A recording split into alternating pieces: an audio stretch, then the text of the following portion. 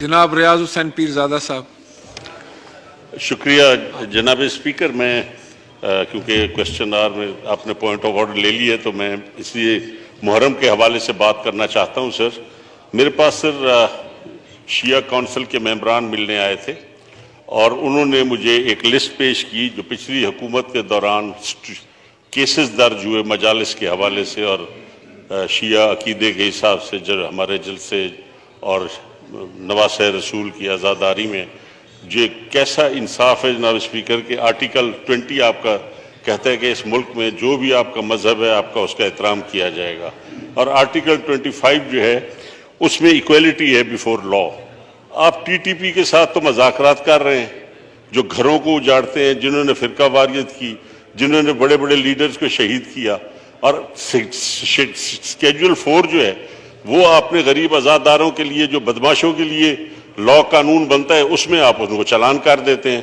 तो interior minister साहब भी बैठे हैं, मैंने चारों चीफ सेक्रेटरीज को लिखा है एज मिनिस्टर ह्यूमन राइट्स कि आप इस किस्म के पर्चे ना दें और सिर्फ एक आधा घंटा मजलिस आगे चली जाए, एक थोड़ी सी देर की रुकावट करे तो शेड्यूल 4 में चला जाता है आदमी और 3-3 साल उनको खुआर किया जाता है। जनाब स्पीकर, ये कुछ कम से कम चीफ सेक्रेटरीज को और आईजीज को सोचना चाहिए कि ये नवासे रसूल की आज़ादारी है।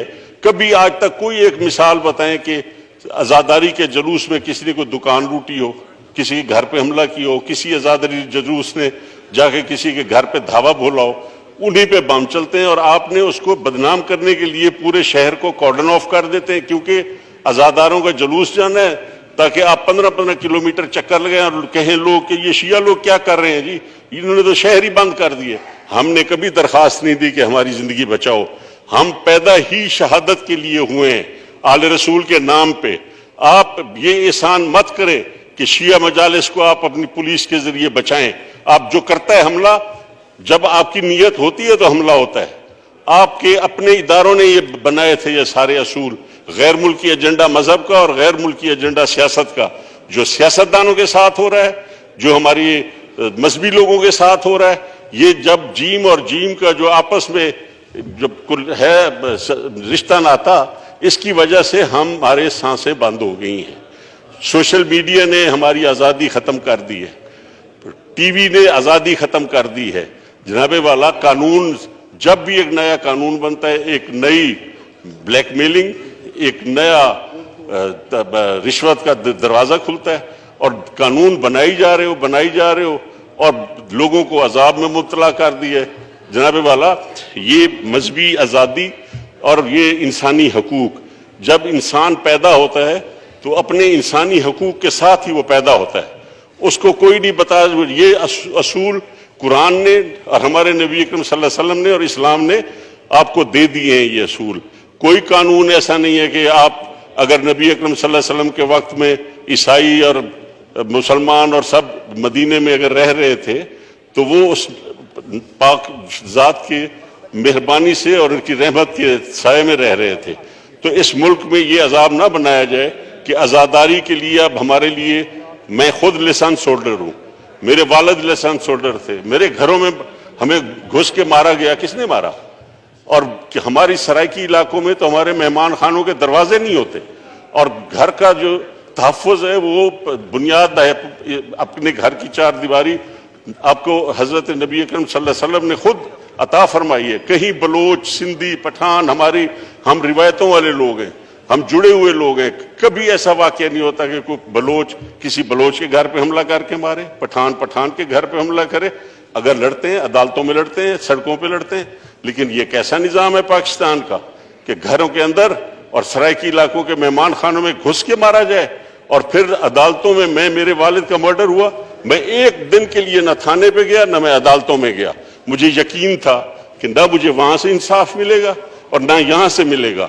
और वो अल्लाह ताला ने मेहरबानी की, जब पहला मिसाइल फायर हुआ मीरम शाह में गिरा तो मेरे वालिद के जो 2 कातिल थे वो उसी मिसाइल में मर गए थे।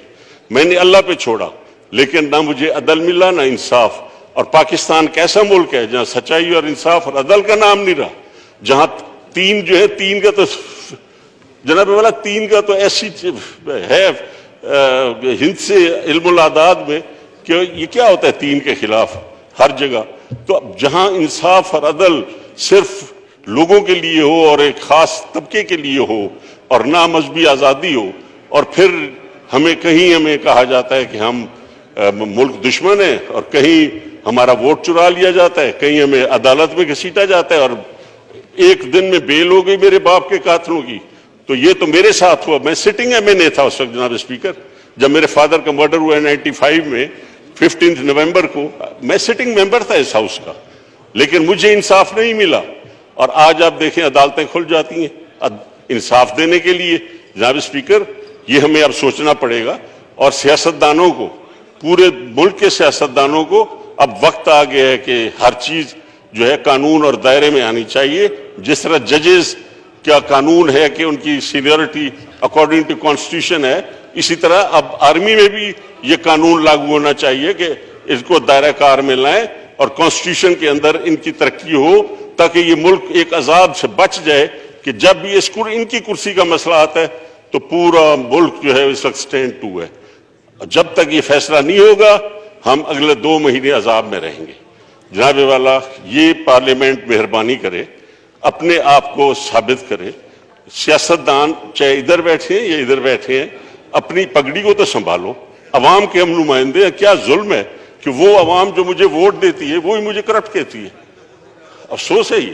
جناب والا، میں آپ کی استدعا کرتا ہوں کہ آپ کو میں یہ لسٹ دیتا ہوں. یہ پنجاب میں سب سے زیادہ پرچے درج ہوئے، یہ میں آپ کے ریکارڈ پہ لانا چاہتا ہوں، میں لایا ہوں. اور یہ پرچے درج ہوئے اور یہ پوری فائل میں آپ کو دے دیتا ہوں. اور جو میں نے لیٹر لکھا ہے یہ آپ کے ریکارڈ کے لیے کہ یہ پنجاب میں ہوا ہے. بلوچستان میں 1 آدھ کیس ہوا ہے، سندھ میں کل 2 سے زیادہ نہیں ہوئے. پنجاب میں صرف اسلام لاگو ہوتا ہے پرچوں کے ذریعے. تو اس روش کو بند کیا جائے، اور یہ ریکارڈ میں آپ کو دے رہا ہوں.